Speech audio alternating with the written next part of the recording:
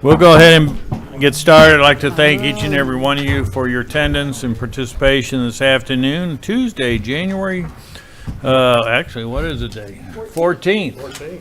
Yeah, and we'll be reviewing the action items that we formally address next Tuesday, January 21, right here at 6 o'clock at City Hall. So ask our city manager, Mr. Bill Burrow, to review those action items. Bill? Thank you, Mayor, members of the board. Before we get started into your agenda, Cole McCaskill with Hot Springs Metro Partnership is here to deliver the Economic Development Report. So I'd like to recognize Mr. McCaskill. Thank you very much. Good afternoon, directors, Mr. Mayor. Gary sends his regards. He's at a funeral of a close friend right now. I'd like to start out saying thanks to all the city employees that worked through the snow and the extreme weather. We had a great, I think, no disruption in services, and we take it for granted, you know, most of us citizens and the police and the fire that worked through it and all the guys that were plowing the streets and lots of other positions I'm sure I don't know anything about to get us back to regular business by this weekend was very impressive. So thanks and kudos to all the city employees for that. Looks like the last time Gary reported was on December 3rd, so I'll pick up on the next day. Your very own Gary Carnahan, city engineer, was the guest speaker at the National Park Rotary Club that day. Gary attended the National Park College Board of Trustees meeting in which Joyce Kraft was honored for her 24 years of service on that board. The next day, I attended the Downtown Association meeting, and there was a farewell celebration for Dr. Doug Ross, who's leaving CHI Hospital. He will be missed. And that evening, the Chamber hosted Ice on Ice, the fun kickoff to the holiday social event to benefit Project Hope Food Bank. The Chamber raised $5,900 for Project Hope Food Bank that night. Gary and I participated in 2 broadband calls this month. On December 6th, Oaklawn had their opening day for their 121st season with 13,000 fans in attendance, and on Saturday there were 15,500 fans attending. On December 9th, 7 Brew Coffee and Blue Ember Smokehouse both opened that day. Also on the 9th, Gary Troutman and Gary Jackson met with Bill Ritter, National Park College VP of Workforce, to talk about the new workforce grant that they got, $6 million for welding facility. Also on the 9th, Gary presided over the AEDCE Executive Committee meeting. On the 10th, we hosted the Leadership Hot Springs Economic Day, where we spent all day with the students in Leadership Hot Springs to show them how the local economy works. They got to visit with Eric Jackson and Mary Zunick and Tracy Berry, Kevin Sexton from Hot Springs Village, and we toured Express Boats and Alliance Rubber. Also on the 10th, Gary participated in the Arkansas Economic Development Foundation board meeting. Also on the 10th, the headline in the Sentinel Record that day was A Great Journey. Loray's celebrates a century of service to Hot Springs. I've heard Loray's owner, Toddy Petard, over the last few weeks. He said, think about how many businesses you know that make it 100 years. So we really celebrate that milestone for them. The next day, Gary and I attended a strategic planning meeting for a new historic plan, along with the downtown merchant president, Jess Elder, and incoming and outgoing board of directors, Hot Springs Board of Realtors presidents, Carol Bales and Rachel Mundy. Also on the 11th, Gary introduced Wayne Smith, GM at Oaklawn, to the National Park Rotary, where he was the program, and Gary gave an economic development update at that meeting. Also that day, Gary participated in the 10-county Workforce Development Board meeting and also presided over an AEDCE board meeting that day as president for this past year. Also that day, we hosted an aviation and aerospace meeting with our 5 local aviation and aerospace companies to discuss mutual items of concerns and challenges.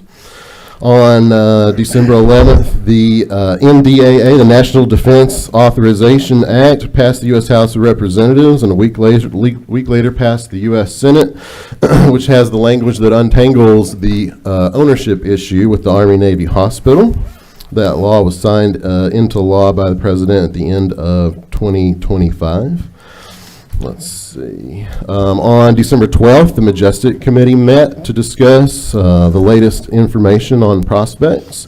On the 12th, I attended a Downtown Association board meeting. Also that day, Gary participated in a U.S. Chamber Board of Regents meeting. The next day, the partnership hosted our quarterly trustee meeting with our largest investors. Mayor McCabe represented the city at that meeting.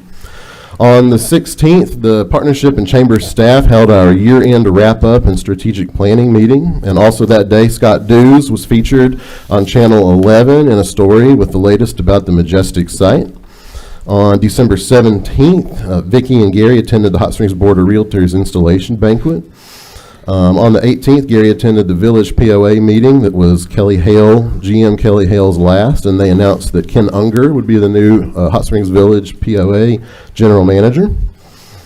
On the 19th, the whole partnership staff met with Matt Bell at Origami Sake and talked about their rapid growth. They are distributing currently to 17 different states, and in early 2025, they intend to be distributing to 25 states. When we had their grand opening in May of 2023, they had 9 employees, and they currently have 26 employees and plan to add even more as their growth continues. So really great new business, startup, economic development story there in Origami Sake. On the 19th, Gary and I went out and met with Katie Wilson, who has been the GM at AAR, had become a great business ambassador for our community. We learned that she was heading to another opportunity closer to family in Kansas and to manage a much larger aerospace facility, and we just wanted to meet with her and wish her well and thank her for her service to the business community in Hot Springs. On December 20th, Gary and I participated in a state chamber call to talk about economic development issues in advance of the legislative session that just started this week. Also on the 20th, Gary hosted the his MSA group with Malvern Arkadelphia and Hot Springs Village here in Hot Springs.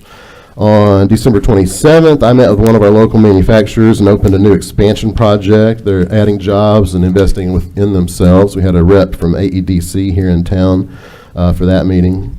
Last week, Gary and Vicki were at the U.S. Chamber Winter Institute. Gary's on the Board of Regents for that organization, and Gary taught a workforce class at that event last week in Arizona. Last Monday, I met with a commercial development prospect that's in town talking about a pretty large potential development on the horizon. And then on Thursday, I was the featured speaker at the Downtown Association meeting last Thursday. I have a canned presentation. I talk about all the growth downtown, normally for folks that are in other parts of the world. And so to say something relevant to the downtown business owners at their own meeting, I had to really dig and find some juicy stuff that's on the horizon and some development plans that are being discussed out there. So it went pretty well. Upcoming at the end of this month, Gary Jackson and I are heading to the ICSC Red River Dallas show. That's the International Council of Shopping Centers. It's the largest organization for commercial developers and retailers, where we will go and be selling Hot Springs for retailers and commercial developers in the Dallas and greater region. And then also coming up on January 30th, the Chamber's annual Banquet and Community Service Awards is January 30th at the Oaklawn Event Center. That concludes my report. Happy to answer any questions. Any questions for Cole? Director Garcia. If I understand correctly, you've had a recent development too, and so I just wanted to congratulate you. Thank you. I did get engaged, yes, at the end of last year. Thank you very much. Merger with an NDA.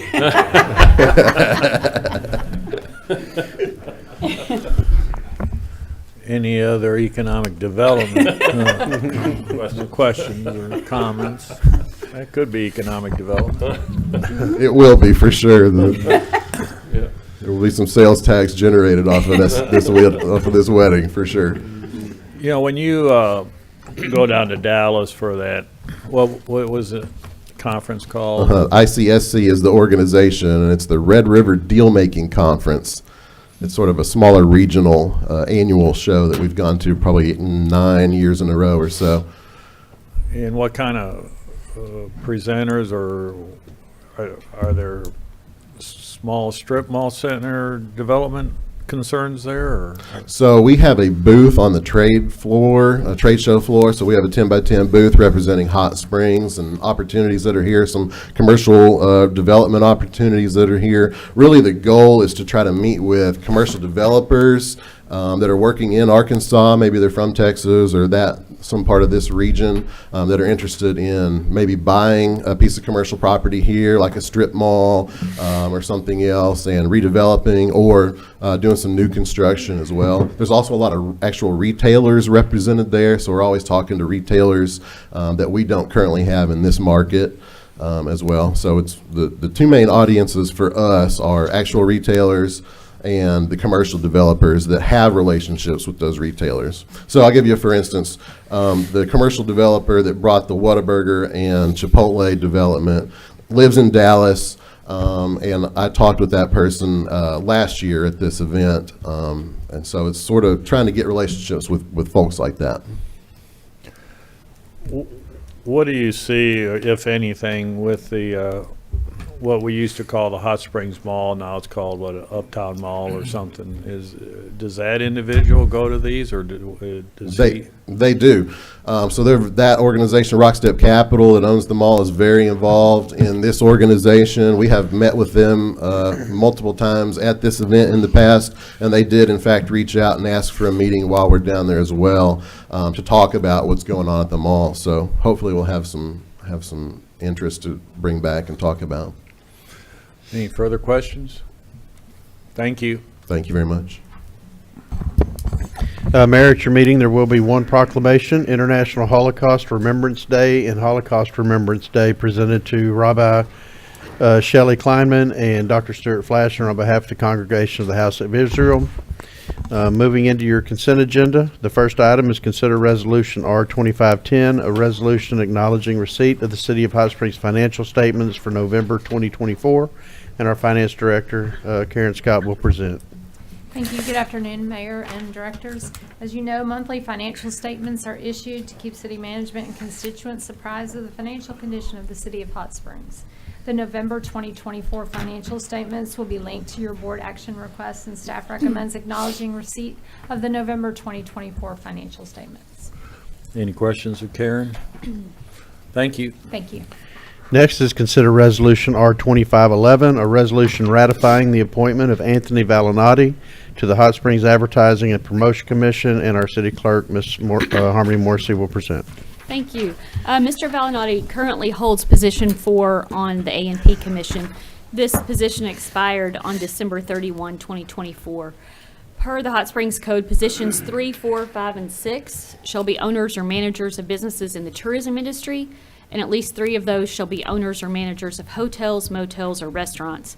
Mr. Valinati does reside in Hot Springs and owns the restaurant DeLuca's Pizza. At the December 2nd, 2024 business meeting, the A&P Commission considered the only application that was timely submitted, which was Mr. Valinati's, for this position. The Commission voted to reappoint Mr. Valinati to position 4, and now requests the Board approves this appointment. Any questions of Harmony? Thank you.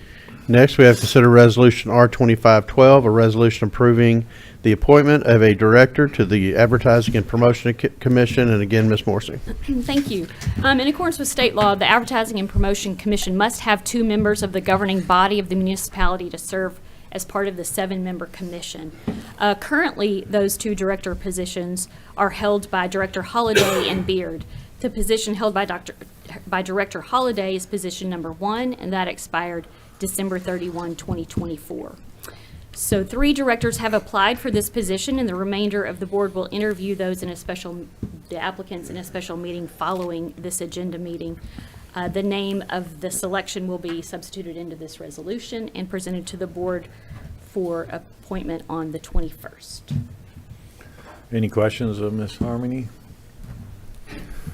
So our director representatives, they're staggered, Yes, sir. so They're 4-year terms. 4-year terms. And they're staggered. Every 2 years, one expires. any questions? Thank you. Next, we have consider Resolution R2513, a resolution authorizing an agreement for services with Kimley Horn and Associates Incorporated for professional engineering services to develop a safety action plan in connection with the Safe Streets for All implementation grant, and our Assistant City Engineer, Mike Hill, will discuss the item. Mike? Good afternoon. Part of the SS4A planning grant is to develop a strategy to prevent roadway fatalities and serious injuries in Hot Springs. Part of the funding of $200,000 will fund a Safe Streets for All action plan and design and develop an informational public-facing dashboard to provide transportation information. An RFP was advertised for the action plan and dashboard, and we received 3 submittals. The submittals were rated and ranked, and Kimberly Horn was selected. A notice of intent to award was given, and no protests were received. Any questions? Any questions of Mike? Director Webb? Thank you, Mayor. So Mike, can you explain the grant itself? Is what you're asking for today appropriated funds to prepare for applying for the grant? Or No, is the $200,000 what we receive as a result of acceptance of a grant? We've already received the grant. Okay. And the total grant amount, federal money, is $280,000. But part of that funding, $80,000, will be used to go with $20,000 that we provided to do what we call a demonstration project, and that's $100,000 that we're going to do some enhanced striping in some of the areas that haven't received striping in the past. We also includes enhanced crosswalks and stuff, but that's outside of this plan. Is this downtown? Mostly downtown Okay. areas, yeah, and off the downtown, off the central, and off a park mostly Okay. is those areas. But Kimberly Horn will give us some recommendations, but that's officially not part of this part. Thank you. Director Garcia? Will this include the safety part, include the expressway as well? Yes, it's going to incorporate all of Hot Springs, and we'll be gathering up other reports that were in the past, things from RDOT, and we'll give that to Kimberly Horn for them to incorporate into their plans. And part of their plan is to make recommendations of, these are the jobs that we rank highly, and we'll give them the criteria how we want these ranked. We'll work that out. There'll be some public meetings, and they'll be meeting with you all and try to find your interest. And so we have a ranking that's coming from the city. No, I think that's very important. We've had fatalities, as you know, on the expressway due to the it not being as safe as it could be on entrances and exits, and we've got more construction going on Higdon Ferry that further congests that area, placing that even greater risks. Yeah. So I'm glad that that's encompassing everything. Thank Yeah. you so much. And this should help us to, in the future, apply for some other grants, and because we'll have projects laid out, and we can show the documentations. These are the ones that need to be done. With all the data, that's Yeah. that's We'll have wonderful. the data to show what needs to be done. Thank you. Director Trustee? Thank you, Mayor. Mike, did you mention a timeline for this study? If you did, I'm sorry, I missed Well, it. we want to start as soon as we get it signed. So next week, but probably it'll take a few weeks to get going, so maybe early February, but it's scheduled to be completed by the end of December. We're kind of in, what we'd like to do is compress that time and have most of the recommendations ready, because we hope to get ready for a construction and apply for a construction grant. Right. So we kind of compressed our time, so we at least have some information to apply for a construction grant. Thank you. Any additional questions of Mike? Thank you. Next, we have consider resolution R2514, a resolution accepting a donation of certain real property located at 306 Walter Street from Weyerhaeuser in our company, and our Deputy City Manager, Denny McFate, will present the item. Thank you, Mr. Burrows, members of the board. Weyerhaeuser, a Seattle, Washington-based company, is interested in donating certain property located at 306 Walter Street to the city. The entire property is fenced and gated and consists of approximately 3/4 of an acre parcel. The parcel includes approximately 3,000 square foot metal building, part of which is heated and cooled. There's also approximately 600 square foot separate storage building included in the agreement. The City of Hot Springs is in need of a new location for the city's record storage, as well as the storage of the Parks Department's maintenance equipment. With the city's recent purchase of 900 Whittington and plans to relocate the Parks Department from the Annex Building and the Parks Maintenance Department from Davidson Drive, The donated property fits several of the city's needs. City records are currently stored on the property of the old St. Joseph Hospital property complex that's located on Whittington Avenue. The old hospital in the Pine Street and Cedar Wings are anticipated to be demolished late in '25 or early '26. Therefore, there is a need to relocate the city storage before that time. Weyerhaeuser Company has agreed to donate the property of 306 Walter Street, including the main building and the outbuilding, to the city. Therefore, staff recommends accepting this donation at 306 Walter from Weyerhaeuser Company of Washington. Any questions of Denny on this? What kind of capital improvements do you anticipate? The main thing we've got laid out, and it'll be on the next item that you'll be looking at on the agenda, is a new roof on the building. It needs a new roof. Okay, thank you. Yes, sir. Next item?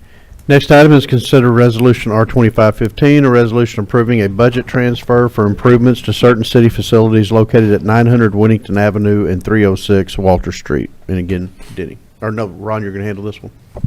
Yes, sir. All right. Good afternoon. Staff is requesting the board to consider approving the budget transfer from ARPA restricted fund balance in the accounts, the general fund for this work, specifically a transfer request for a total amount of $1,850,000 of the ARPA restricted fund balance. These funds will be used to provide renovations for the building at 900 Whittington. There'll be a breakdown in your packet, spreadsheet just like this, and it'll outline all the improvements. This building is going to be very useful to us. It's going to be able to relocate a lot of the records, a lot of the decorations, as Denny said, and provide a lot of office space for staff. So we looked at the building and we looked at some contingencies. Just to let you know, in the past, we tried to build 2 new buildings, one for our traffic operations department. That one came in at about $375 a square feet, and it was way over budget. We also bid out the stormwater building twice, and both times it came in way over budget, probably $375 to $400 a square foot. Purchase price plus all the renovations on this building only brings us up to $151 a square foot. So we're about half the cost of what it would cost to build new. But, so we're hoping to anxiously move forward with this project with your approval. And if you have any questions, I'll go ahead and answer them now. Any questions of Ron? Mayor, just to follow up on your question about Walter Street, the roof is approximately $67,000 on Walter. All the other capital will be going to 900. Thank you for the clarification. Yes, sir. All right. Thank you, Ron. All right, thank you. Next item is consider resolution R2516, a resolution authorizing an agreement with Promised Land Property Owners Water Improvement District Number 53 of Garland County, Arkansas, and accepting certain water improvements. Our city engineer, Gary Carnahan, will discuss the item. Thank you. Good afternoon. Pretty sunshiny day after our snowy week. This is asking your approval to accept another closeout of a water improvement district and then accept all of those assets into the city ownership. This particular one is Promised Land Property Owners Water Improvement District Number 53. It was formed in 2001, serves about 50 properties, and we have been maintaining the water and sewer lines since that time as part of our original agreement with them. And now they have paid off the debt that they incurred to build all those facilities, mostly 2-inch and 6-inch water mains and fire hydrants. And so now that the debt has cleared, they have voted to close their property owner, their improvement district, and ask the city to accept those assets. Any questions of Gary on this item? Director Trustee? Thank you, Mayor. Gary, system's operating properly. There aren't any issues or anything out there that we know about? Right. Okay. Everything's operating in a normal way. So Very good. most of those improvement districts were installed with C900 PVC pipe. So, you know, the lifespan on that is pretty long. Okay. Thank you. And, yeah. I should have mentioned that it's on Mill Creek Road, Holy Spirit Loop, Promised Land Drive, those kind of streets. So, pretty good place to hang out if you're feeling low. That's a pretty, what should I say, it's up and down and all around It is. terrain, right? Yes, it Yes, is. sir. Very mountainous, very hilly. You, It's right on for example, it's right off the side of the new MLK Expressway that cuts through to Highway 7, Highway 5 and 7. So that's the kind of terrain we're looking at. So this was installed in 2001? That's when the original improvement district was formed. So usually it's a 20-year payout. So now that it's 2024, let's say, it probably wasn't completed until 2003, 2004 would be my guess. And we've been maintaining it since that time? Yes, sir. When these improvement districts are formed, typically we sign an agreement with them that says we'll earn all the revenue from the meters and the water, providing the water service or the sewer service. In return, we'll maintain the lines, and when the debt is cleared, we'll accept the assets. Okay, and we really haven't had any maintenance issues or breaks or anything during this? Well, I can't say, honestly, I don't know. I just haven't heard that there's anything unusual about that part of the water system, you know. As you know, we spend about $1 million to $1.5 million every year repairing troublesome water lines. And none of these are on that. I just saw the list for 2004, 2024, 25. None of these streets are on that list. Very good. Any additional questions from directors? Just to follow up, Mayor, when we have our rates, as you all just recently approved, OM&R is part of your rate. Unless you are a wholesale customer, you are paying that operation maintenance and repair expense associated with that usage. So that's what Gary's. Thank you very much. Thank you.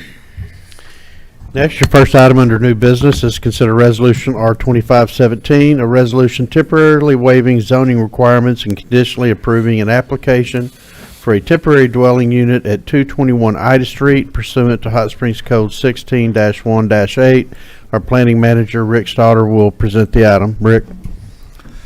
Thank you, Mr. Burrow, Mayor, members of the board.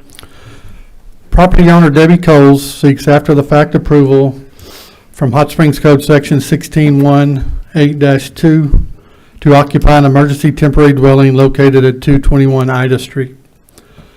The residence on this property was involved in a structure fire on May the 10th of 2022. The structure received significant damage, rendering it uninhabitable, and has since been posted with an unsafe to occupy placard by the city. At the time of the incident, the structure was owned by the applicant's deceased mother, Dorothy Sue Hale, and was unoccupied. Debbie Coles gained ownership of the property on August the 11th, 2023. Mrs. Cole's application narrative states, "I'm sorry for not having the money to move elsewhere. Need to stay on my property, please, to remodel my house." Mrs. Cole stated she's occupied a Travelmate camping trailer on the property since September of last year. On December 12, 2024, Ms. Coles received a notice to comply letter from the City Planning Department for the unauthorized occupation of the camping trailer and subsequently made this emergency temporary dwelling request. The application narrative asserts the owner's desire to rehab the structure and the lack of financial means to seek housing elsewhere. Hot Springs Code Section 16-1-8.2 requires Board of Directors approval for such request, and approval can be for a maximum period of 6 months. Additional time would require a separate application. Hot Springs Code 16-1-8.3 further requires that any temporary structure placed pursuant to this ordinance shall comply with all other codes and requirements applicable to the type of structure proposed, including but not limited to building code, electrical code, plumbing, gas codes, mechanical code, Fire Prevention Code, and other such terms and conditions established by the Board of Directors. The finding on this request is that the application responds to the applicant's urgent need for housing and demonstrates damage to the structure was caused by conditions or circumstances beyond the owner's control. If the request is approved, required code-compliant utility connections must be provided. And the recommendation is to approve the request for emergency and extraordinary circumstance waiver to occupy a recreational vehicle at the 221 Ida Street location with the condition that a building permit is obtained to begin repairs to the structure no later than February the 21st of 2025. And that concludes the presentation. Any questions? Rick, I don't believe our code allows connections to RVs, campers, those kind of things. Have y'all addressed that issue?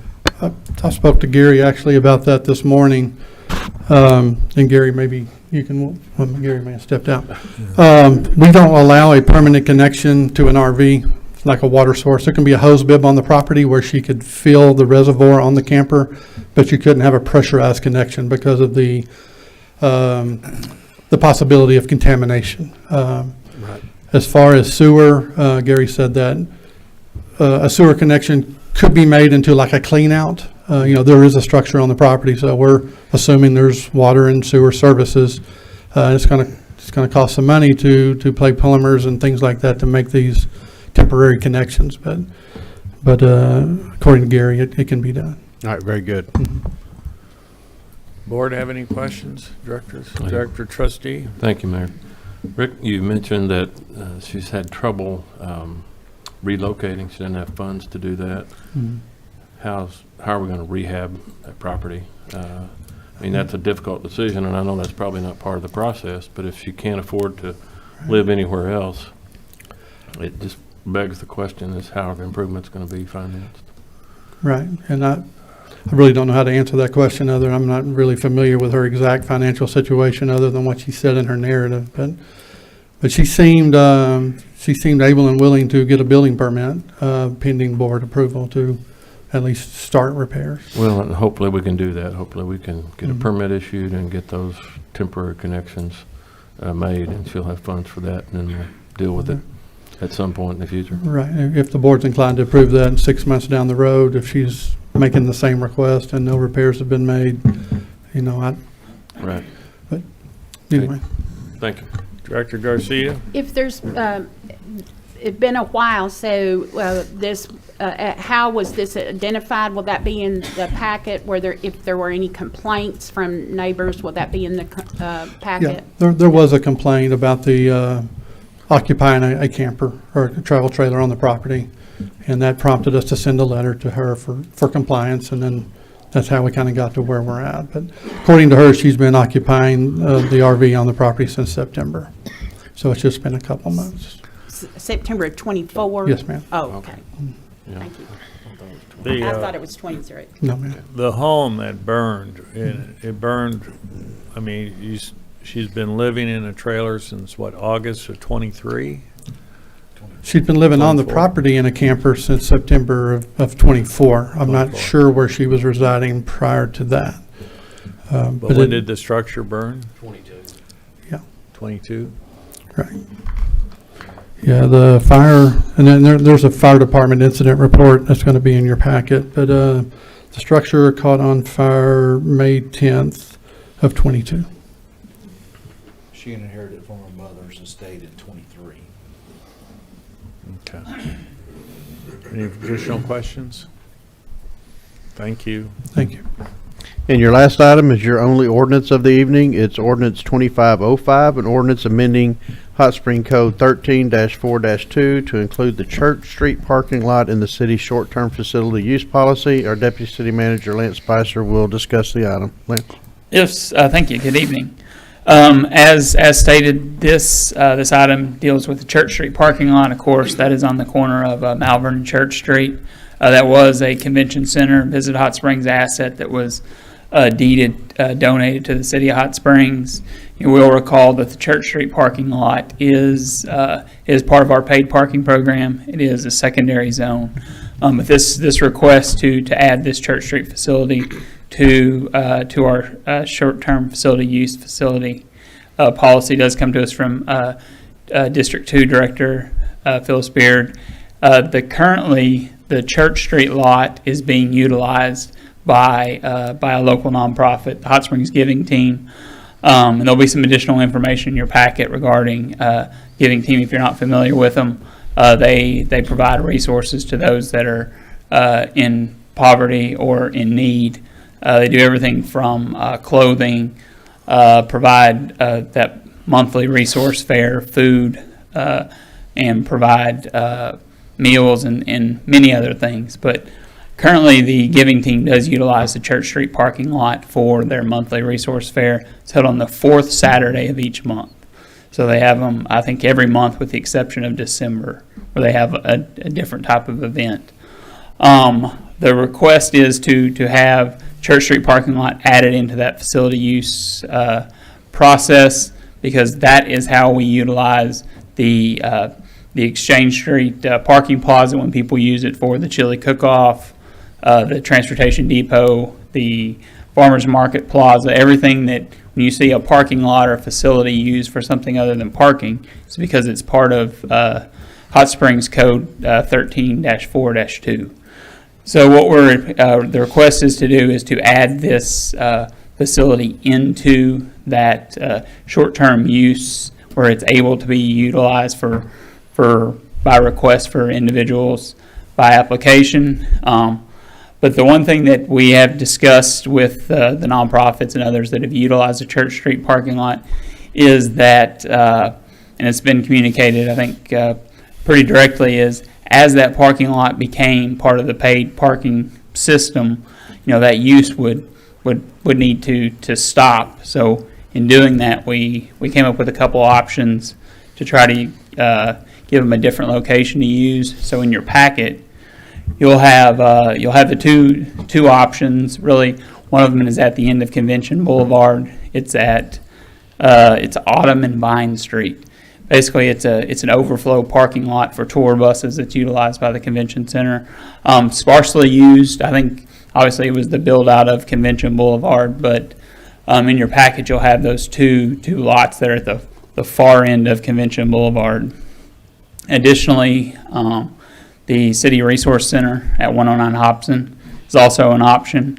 We have communicated that to the nonprofits, but the Giving Team wishes to continue to use the Church Street parking lot, and that's why this request is before you to have that facility included in the Hot Springs Code, where they're able to make application and use it for what we call basically non-parking type of activities.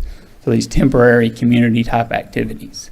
And that's what the request is that'll be before you. We do have one other gentleman. I'm not sure if he's a nonprofit or not. I know that he has a feeding program down there every Tuesday, I think, at 3 o'clock, somewhere in that time frame. And we're going to have to, address this with him as well to try to relocate him to the Autumn Street lot right on Convention Boulevard. And then we've got 3 or 4 different churches that feed on Sunday in the farmers market area, or really the transportation depot area where the statue garden is.